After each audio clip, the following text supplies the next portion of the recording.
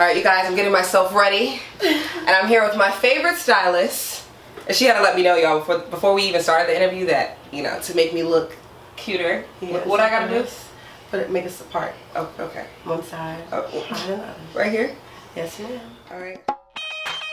Cardboard cut out, sharp teeth, smart mouth, smile big, small waist, big hips, cut pace. Forgive me, but you look familiar. Blonde queen, mean chick. Alright, you guys, this is the latest episode of Meet the People, and I'm here with Crystal Arinze, also known as the WeaveJunky, and also known as my stylist, my beautician, my hairdresser, the person that gets me looking good all the time. So it's an honor to be sitting with you today. Same here. How are you? I'm good. So can you tell me about your journey into getting into hair?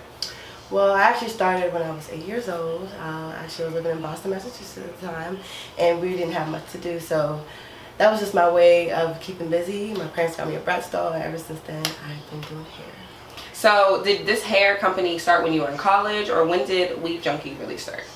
WeaveJunky, that brand actually started at Howard. Okay. I've always been doing hair, but didn't really have a solid foundation. Mm-hmm. But when I got to Howard, you know, more people were asking me who did my hair and asking me for pictures, and I found a way to incorporate that all in one, and I found the name WeaveJunky and made it a brand. So when you started this company, did you expect it to get to the level that it's at now? Hair has always been like a side hustle, something I was good at. Mm-hmm. So when I was doing it to actually just pay bills and just maneuver, you know, it was like a job for me. It just kind of blew up on its own. People just always ask, who did your hair? Or ask other clients who did their hair, and it would always lead back to me, and it just started to grow. And Howard is like 90% female, so it was like the perfect place for something like that to happen. Okay, so when it comes to styles, for instance, like the Fox locks. Did I say it right? No, faux locks. I always say because it has X is silent. It has the X. The faux locks. So like, how did you learn how to do them? Because I think it's, you know. So for it being like, you know, like a talent, it was always like second nature. So I never really watched YouTube tutorials or anything like that. Kind of every time I see a style, it's either this way or that way. So I had a couple errors in it, but it was nothing hard to do. So it was like, you know, I did a couple people, and after like 4 or 5 people, I kind of mastered it. So styles like that are harder to do, and they take more time, but as a hairstylist, it just came natural. Definitely. So do you learn how, like when you're like trying to learn a new style, do you use a mannequin, or do you use like a person, or like how do you use myself? Use yourself? Yeah.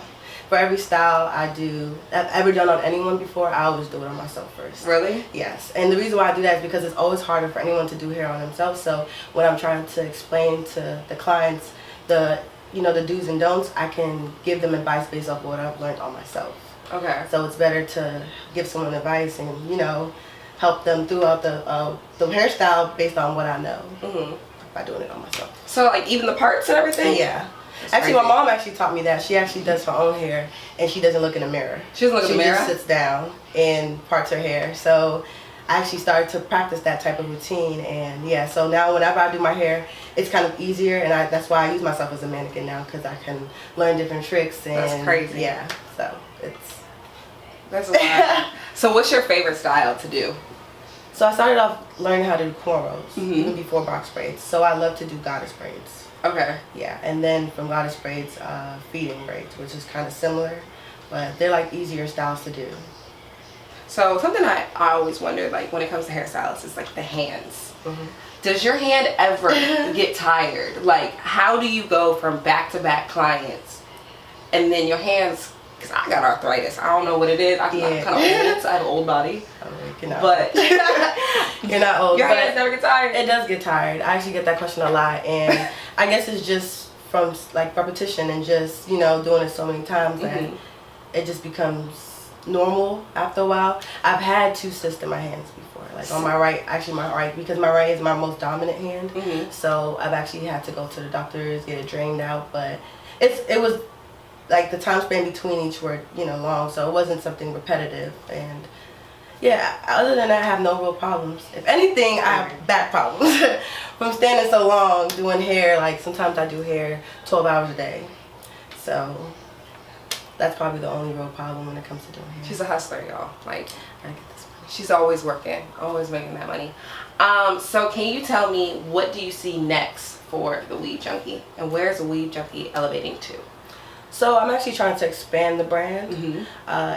People have seen my page, WeaveJunky, on Instagram. I do like transformation videos. I'm trying to do more upscale, like weddings and different photo shoots. So I'm just trying to make it its own brand. Right now we're also affiliated with Maven Hair. So I have my own website with them, and we're just trying to make it a brand to where it can reach other people other than people in the DMV. And then also something that's also passionate to me, reaching out to younger females. So hopefully I can incorporate that some type of way, you know, as the business grows, and it can be a strong foundation. So when it comes to these photo shoots, are you the one creating them, or how does that go? For the most part, yes. I come up with the concepts, the models, but I do also have a makeup artist. I do makeup on the side, but just because it's a lot. Pardon me? I said hustler. Oh yeah. So just because it's a lot doing hair on its own, I have a makeup artist, Camille. Her name on Instagram is the Glam Cam. So we actually incorporate our ideas together to do these photo shoots. So sometimes I'll come up with the hair concept and she comes up with the makeup concept, and then we'll come together and then, you know, do a transformation video with that. And that's actually really good. It's really helped our business, really shown our creativity and the other things that we do that we don't really show, you know, on social media. Okay. All right, so before we end the interview, I think we're in the culture of wigs. All right, so we're in the wig culture. What advice can you give to those that are trying to create wigs? Because you create wigs too, yes, as well, multi-talented. What advice for people like me who aren't really savvy with their hands to create wigs and to make them look natural too? A lot of trial and error. And I usually tell my clients, you know, what works on one person doesn't work on another. So YouTube tutorials are important as well, but trial and error on your own self is the best way I could say you can learn to make a really quality wig. And